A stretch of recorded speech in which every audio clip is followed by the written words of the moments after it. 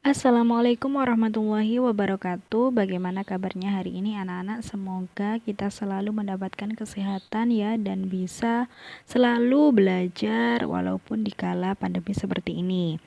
Untuk kesempatan kali ini, mata pelajaran sejarah kita akan membahas materi baru, yakni sejarah sebagai ilmu, peristiwa, kisah, dan seni. Nah, bagaimanakah sejarah itu perannya sebagai ilmu, terus kemudian peristiwa, kisah, dan seni? Ya, mari kita bahas di slide berikutnya. Oke, untuk pembahasan pertama adalah sejarah sebagai ilmu ya. Jadi kemarin pertemuan sebelumnya kalian sudah mengerjakan tugas sejarah. Nah, tetapi apa sih yang kalian ketahui tentang sejarah itu sendiri? Pengertian sejarah menurut kalian itu apa? Nah, biasanya pastinya kalian mendengar bahwasanya sejarah itu adalah ilmu yang membahas tentang peristiwa masa lalu. Nah, tapi sebenarnya nggak hanya masa lalu saja, tetapi masa lalu yang seperti apa? Tentunya masa lalu yang berpengaruh bagi kehidupan saat ini maupun yang akan datang ya. Jadi nggak hanya sekedar peristiwa yang sudah lalu. Misalkan kalian 5 menit yang lalu itu telah melakukan sebuah aktivitas yakni seperti makan, minum, mungkin membersihkan lantai dan lain sebagainya. Nah, apakah itu bisa disebut sejarah? Nah, untuk sebagian besar orang itu menyebut itu bukan sejarah ya, tapi hanya aktivitas kita biasanya saja karena tidak mempengaruhi secara signifikan ya atau tidak berpengaruh besar pada kehidupan kita ya. Contohnya misalkan kalau ketika kalian 5 menit yang lalu, nah di situ kalian bertemu Ratu Elizabeth misalkan. Nah, untuk membahas tentang peristiwa-peristiwa penting yang ada di dunia, untuk memecahkan peristiwa atau masalah yang sedang dilanda oleh dunia, nah itu bisa disebut sebagai sejarah ya, atau minimal itu sejarah dalam hidup kalian. Nah, untuk yang pengertian sejarah ini bisa kalian baca tentang sejarah yang diungkapkan oleh beberapa sejarawan ini ya. Nah, jadi orang yang berada di bidang sejarah atau yang sering menulis karya tentang sejarah, nah itu biasa disebut sebagai sejarawan ya. Jadi di sini adalah terdapat pengertian sejarah menurut para sejarawan ya, bisa kalian baca. Ini juga ada di PowerPoint yang sudah pernah saya kirimkan di Google Classroom. Oke, nah ini berdasarkan Sartono Kartodirjo, Muhammad Ali, Collingwood. Nah, pada dasarnya sejarah itu kalau disimpulkan adalah ilmu yang mempelajari tentang peristiwa di masa lalu yang berpengaruh bagi kehidupan saat ini maupun yang akan datang. Nah, pada intinya pengertian sejarah itu seperti itu. Oke, selanjutnya adalah ciri-ciri sejarah sebagai ilmu. Ada yang pertama adalah bersifat empiris. Nah, empiris itu adalah dapat dibuktikan atau bisa dibuktikan dengan panca indera gitu ya. Bisa dilihat, bisa dirasakan. Nah, itu bersifat empiris. Sejarah ini kan bisa dirasakan ya, walaupun kita tidak merasakan secara langsung tetapi melalui bukti-bukti yang ditinggalkan. Misalkan kalau sejarah kerajaan Mataram kuno, nah itu ada buktinya peninggalannya yaitu Candi Borobudur. Kemudian yang kedua adalah mempunyai objek. Apa objek dari sejarah? Ya, tentunya adalah manusia. Kemudian yang ketiga mempunyai teori ya, teori-teori dalam sejarah atau teori ini bisa disebut sebagai pemikiran manusia ya. Jadi teori sejarah. Kemudian selanjutnya adalah mempunyai generalisasi. Jadi dapat disimpulkan. Peristiwa sejarah itu dapat disimpulkan seperti halnya contoh kekuasaan kerajaan Hindu-Buddha di Indonesia. Nah, di situ sejarawan mengeneralisasi periodisasi masa di Indonesia ada yang namanya masa Hindu-Buddha atau zaman kuno. Kemudian selanjutnya adalah mempunyai metode. Jadi metode ini adalah cara untuk mendapatkan atau membuktikan atau menggali peristiwa sejarah. Jadi ada sejarah itu punya metode penelitian, yakni metode penelitian sejarah. Nah, selanjutnya ini adalah kegunaan sejarah sebagai ilmu. Ada secara intrinsik dari dalam, jadi kegunaannya untuk kita sendiri secara langsung dari dalam, kemudian ekstrinsik, yaitu untuk kegunaan kepada pihak luar gitu ya. Nah, ini bisa kalian baca sendiri. Oke, selanjutnya adalah fungsi sejarah sebagai ilmu. Jadi tadi ada kegunaan, sekarang fungsi. Yang pertama adalah rekreatif. Dari kata rekreatif saja sudah jelas ya, berarti sejarah itu bisa digunakan sebagai sarana untuk rekreasi atau sarana hiburan. Kemudian inspiratif. Nah, inspiratif memberikan inspirasi ya. Jadi tokoh-tokoh nasional, orang-orang yang berperan dalam sejarah, nah itu bisa menjadi inspirasi bagi generasi selanjutnya ya untuk bisa melakukan apa yang beliau lakukan seperti itu. Kemudian fungsi instrunsik. Nah, instrunsik ini atau instruktif ini merupakan berkaitan dengan kegiatan pembelajaran. Jadi kalian sekarang belajar sejarah itu diinstruksikan ya atau diharuskan belajar sejarah untuk mengambil hikmah yang terjadi di masa lalu, khususnya yang pernah menimpa bangsa Indonesia. Oke, selanjutnya adalah sejarah sebagai peristiwa. Nah, kalau sejarah sebagai peristiwa ini ada 3 syarat, yaitu ada objektif, unik, dan juga penting. Nah, kalau objektif ini sesuai dengan fakta sejarah ya, jadi tidak mengada-ada gitu. Misalkan ada sejarawan ingin menuliskan sebuah peristiwa sejarah, jadi itu harus berdasarkan fakta-fakta yang memang terjadi. Kemudian yang kedua adalah unik. Nah, jadi maksudnya sejarah itu kenapa unik? Karena hanya terjadi satu kali gitu ya, tidak bisa peristiwa sejarah itu terulang sama persis.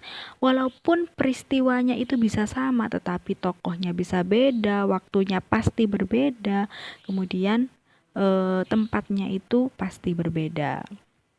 Kemudian yang selanjutnya adalah penting ya. Jadi peristiwa sejarah itu ketika suatu peristiwa dikatakan sebagai peristiwa yang penting, nah maka di situ peristiwa tersebut bisa disebut sebagai peristiwa bersejarah. Makanya peristiwa sejarah itu adalah peristiwa-peristiwa yang penting. Oke, selanjutnya ciri-ciri sejarah sebagai peristiwa. Nah, ini sejarah sebagai peristiwa itu merupakan abadi ya. Jadi sejarah itu tidak akan pernah berubah. Jadi kalian itu tidak bisa mengubah peristiwa sejarah. Misalkan contoh seperti sekarang Indonesia sudah merdeka. Nah, kalian tidak bisa mengubah bahwasanya Indonesia itu merdeka di tahun 1950. Nah, pada nyatanya Indonesia merdeka di tahun 1945. Jadi fakta Indonesia merdeka tahun 1945 melalui pembacaan teks proklamasi tanggal 17 Agustus, nah itu tidak bisa kalian ubah sesuai dengan misalkan tanggal lahir kalian. Nah, itu tidak bisa ya. Kemudian peristiwa sejarah ini termasuk peristiwa yang unik ya, seperti yang sudah saya bilang tadi. Kemudian peristiwa sejarah merupakan peristiwa penting yang dapat dijadikan momentum ya. Momentum diperingati seperti kemerdekaan kita 17 Agustus. Nah, itu merupakan momentum. Kemudian sejarah sebagai kisah. Nah, sejarah sebagai kisah ini adalah sejarah yang diceritakan atau diceritakan, kemudian ditulis dalam sebuah buku. Ya, seperti di sini ada contohnya sejarah Indonesia modern, kemudian sejarah Asia Tenggara, kemudian ada sejarah tentang kota Yogyakarta, Surabaya, nah sejarah Bojonegoro. Nah, di situ termasuk sejarah itu bisa dikatakan sebagai kisah. Selanjutnya ini adalah jenis sejarah sebagai kisah. Ada sejarah lama, kemudian ada sejarah baru. Jadi sejarah lama ini mengutamakan unsur kejadian, peristiwa, kisah, serta urutan kejadian ya. Jadi peristiwanya itu urut gitu ya. Kemudian juga sangat mengutamakan unsur kejadian, peristiwa, dan kisah. Tapi kalau untuk yang sejarah baru, new history ya seperti sejarah kontemporer. Nah, sejarah kontemporer bisa tentang sejarah kemerdekaan Indonesia sampai saat ini. Nah, itu berorientasi pada masalah ya. Jadi ketika misalkan ada suatu permasalahan itu diangkat dalam peristiwa sejarah. Contohnya masalah krisis moneter. Nah, krisis moneter itu kan masalah kemudian terjadi di tahun 1998 dan menyebabkan Presiden Soeharto itu diturunkan sebagai Presiden kedua Republik Indonesia. Nah, itu adalah masalah yang menimpa bangsa Indonesia dan ditulis dalam sejarah buku-buku sejarah Indonesia dan itu sebagai kisah gitu ya. Terus kemudian ini ada kajian sejarah sebagai kisah, ada sejarah politik, sosial, ekonomi, pemikiran, kebudayaan kota, dan sejarah lisan. Nah, jadi bedanya dari sejarah yang lain, nah sejarah lisan ini adalah sejarah yang peristiwa-peristiwa sejarah yang diturunkan berdasarkan cerita ya. Jadi antara lisan satu dengan lisan yang lain, jadi tidak ditulis. Jadi seperti melalui cerita-cerita dari orang ke orang, dari mulut ke mulut. Nah, itu namanya sejarah lisan ya. Sejarah lisan ini memang ada beberapa kebenaran, tetapi juga tidak bisa dijadikan satu-satunya sumber dalam penulisan sejarah. Karena memang kan kita tahu ya, lisan manusia kan bisa berubah-ubah dari satu lisan ke lisan yang lainnya gitu. Selanjutnya adalah sejarah sebagai seni. Jadi tadi tidak hanya sebagai ilmu, peristiwa, kemudian tidak hanya sebagai kisah, tetapi sejarah itu bisa dikatakan sebagai seni ya. Jadi unsur seninya ini ada di mana ya. Jadi cerita-cerita sejarah, nah itu kan juga mengandung unsur sastra, unsur keindahan.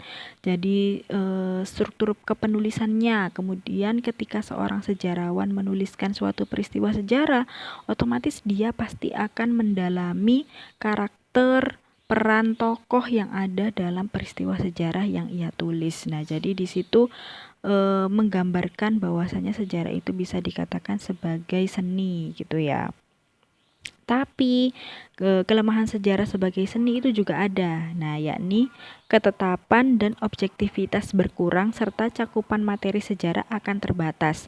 Maksudnya objektivitas berkurang. Nah, jadi kalau sejarah sudah dikatakan sebagai seni itu nilai objektifnya itu kurang atau nilai unsur netralnya, unsur yang tidak sesuai dengan fakta itu pasti ada gitu ya ketika sejarah itu dikatakan sebagai seni karena pasti akan banyak pendapat-pendapat penulis yang dituliskan dalam peristiwa sejarah itu. Jadi banyak peristiwa yang tidak objektif melainkan subjektif.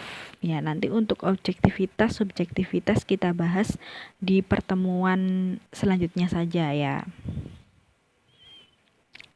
Selanjutnya yang terakhir pembahasan adalah unsur sejarah sebagai seni ya. Jadi sejarah dikatakan sebagai seni itu memiliki beberapa unsur ya. Jadi ada intuisi, imajinasi, emosi dan gaya bahasa. Sama halnya ya seperti penulisan sastra. Nah, itu kan ada intuisinya seperti apa, perasaan penulis ya maksudnya.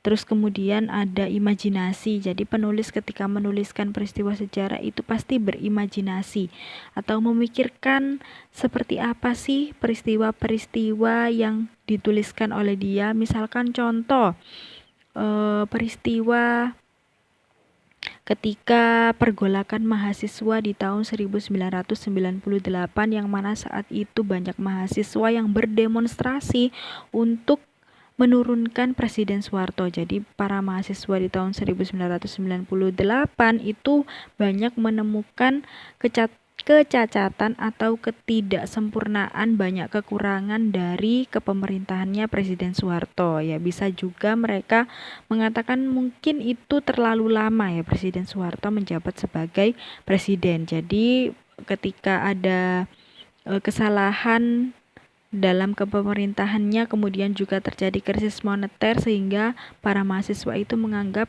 Soeharto atau Presiden Soeharto tidak becus dalam memimpin bangsa Indonesia ya. Jadi di situ ada demonstrasi. Ketika sejarawan ingin menuliskan tentang peristiwa tersebut ya pasti sejarawan tersebut akan berimajinasi atau membayangkan bagaimana sih peristiwa-peristiwa itu. Kemudian yang ketiga adalah emosi ya. Jadi di situ penulis atau sejarawan mengungkapkan perasaannya, emosinya, ada gaya bahasa yang dituliskan. Nah, itu juga termasuk memasukkan unsur emosinya gitu ya. Oke, itu saja yang bisa saya sampaikan untuk pertemuan kali ini. Apabila ada yang ditanyakan, bisa kalian tanyakan di Google Classroom atau langsung melalui WhatsApp ke saya. Nah, bisa dipelajari untuk materi pada pertemuan kali ini. Jadi di pertemuan kali ini kalian hanya mempelajari materi-materi ini yang sudah saya terangkan. Untuk pertemuan selanjutnya, nah kita ada latihan soal gitu ya. Oke, selamat belajar, selamat memahami materi yang sudah saya berikan pada hari ini. Mohon maaf apabila ada kekurangan selama Ibu menerangkan materi ini.